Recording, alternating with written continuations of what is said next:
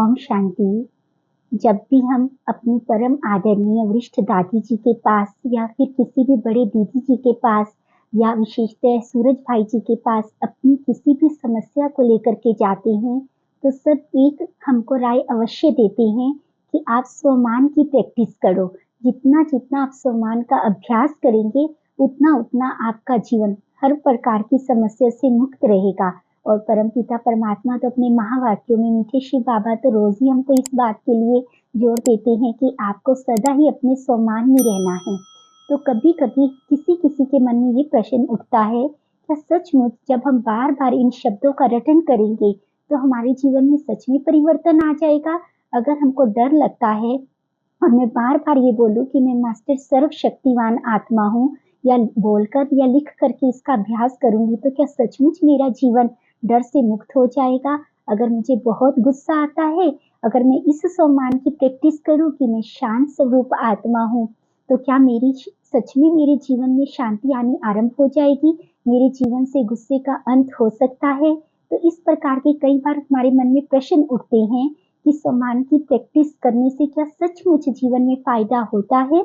हमारे जीवन का परिवर्तन होता है अथवा नहीं होता है? और कभी कभी ये भी मन में प्रश्न आता है कि सम्मान की प्रैक्टिस रियल रूप में करनी कैसे चाहिए, किस प्रकार से हम इस सम्मान का अभ्यास कर सकते हैं?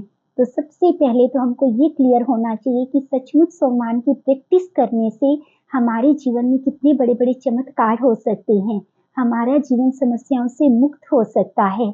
तो इसको पहले हम समझने की कोशिश करते हैं, क्योंकि जब तक हम किसी भी चीज के महत्व को नहीं जानते हैं या उस पर हमारा विश्वास नहीं है, तो हम सच्चे दिल से उस चीज की प्रैक्टिस कभी भी नहीं कर सकते हैं।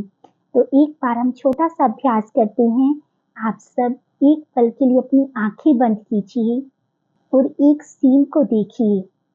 आप फील कीजिए कि मैं एक बहुत बड़े ग्राउंड में, एक बहुत बड़े लेवल पर रेस में पार्टिसिपेट कर रहा हूँ और मैं दौड़ रहा हूँ।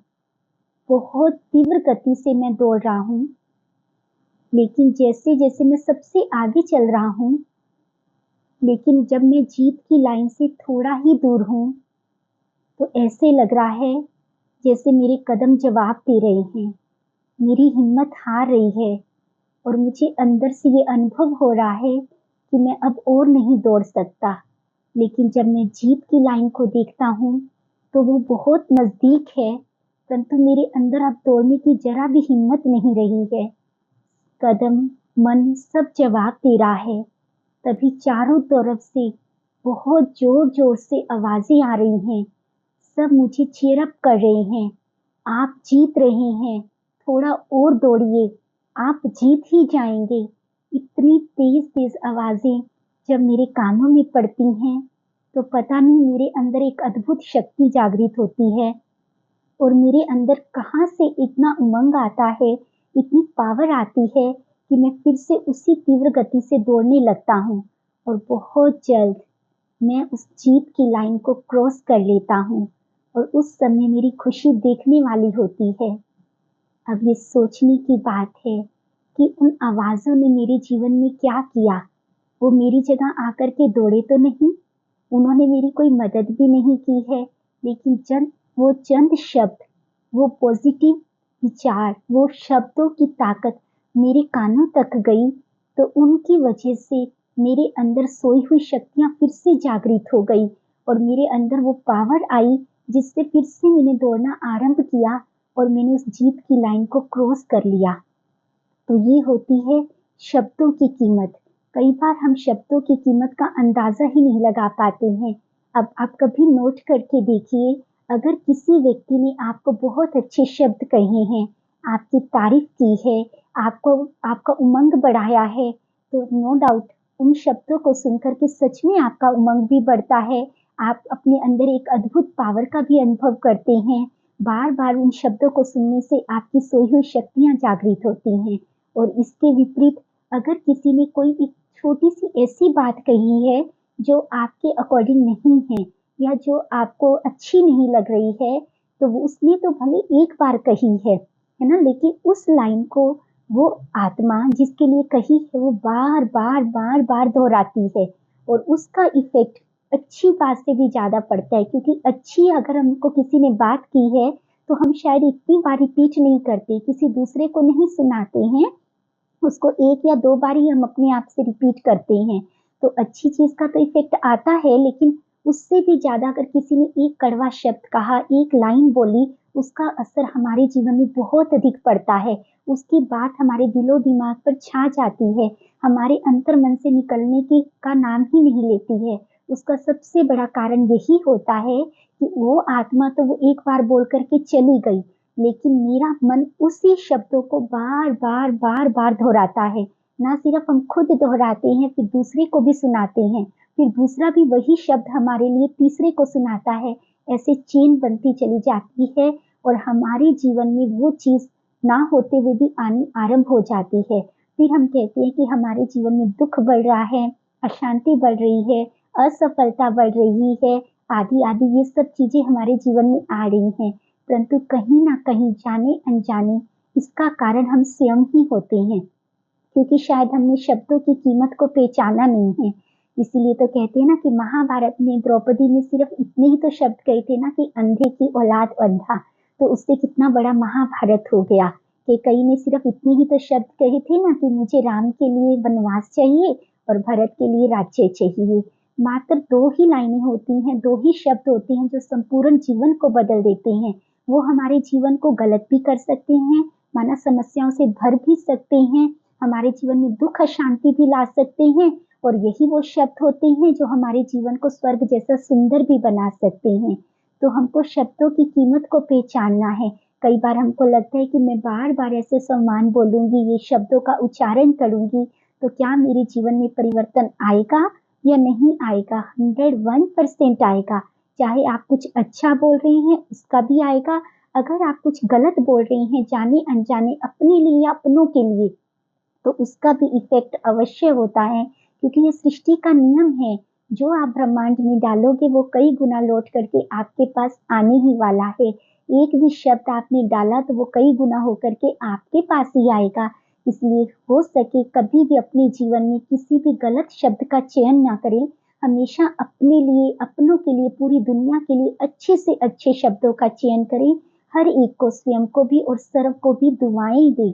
इसके लिए कहा जाता है कि आप अपने सम्मान में रहो, दूसरों को भी सम्मान दो। जितना-जितना आप सम्मान की प्रैक्टिस करते जाएँगे, उतना-उतना आपका जीवन हर समस्या से, दुःख से, परेशानी से अपने आप मुक्त होता चला जाएगा। आप इसको आज़मा कर के देखिए, सिर्फ 21 दिन का अभ्यास करके देखिए। अगर आपको लगता है कि आपके जीवन में ये दुःख है, माना बीमारी है, तो आपको लेना है कि मैं पूर्णतः स्वस्थ आत्मा हूँ। मेरा जीवन हर प्रकार के रोग से मुक्त है ना? अगर आपको बहुत डर लगता है, तो आपको फ़ील करना है मैं मास्टर सर्वशक्तिवान हूँ, स्वयं शिव परमपिता परमात्मा मेरे साथ है, मुझे किसी से भी डरने की ज़रूरत नहीं है ना? इसी प्रकार यदि आपको बहुत गुस्सा आता है, आप कंट्रोल ही नहीं कर सकते हैं, तो आप क्या सम्मान लेंगे कि शांत स्वरूप आत्मा हूँ, मैं शांति के सागर की संतान हूँ, मैं हर परिस्थिति में सदा ही शांत रहती हूँ। आप बहुत मेहनत कर रहे हैं लेकिन आपको ज़रा भी सफलता नहीं मिल रही है, तो आपको सिर्फ इतना लेना है कि स्वयं परमपिता परमात्मा का वरदानी हस्त मेरे सिर पर है और उन्होंने मुझे वरदान दिया है, सफलता मूरत भव। मेरी सफलता 100% निश्चित है। आप ये छोटे-छोटे उपाय अगर आप पूछना चाहते हैं कि आपके जीवन में क्या प्रॉब्लम है और उसके लिए आप कौन से सम्मान की प्रैक्टिस करें, तो आप हमको कमेंट बॉक्स में लिख कर के पूछ सकते हैं। अदरवाइज़ आप एक बार करके देखिए, आपको कैसे अब इस सम्मान का अभ्यास करना है।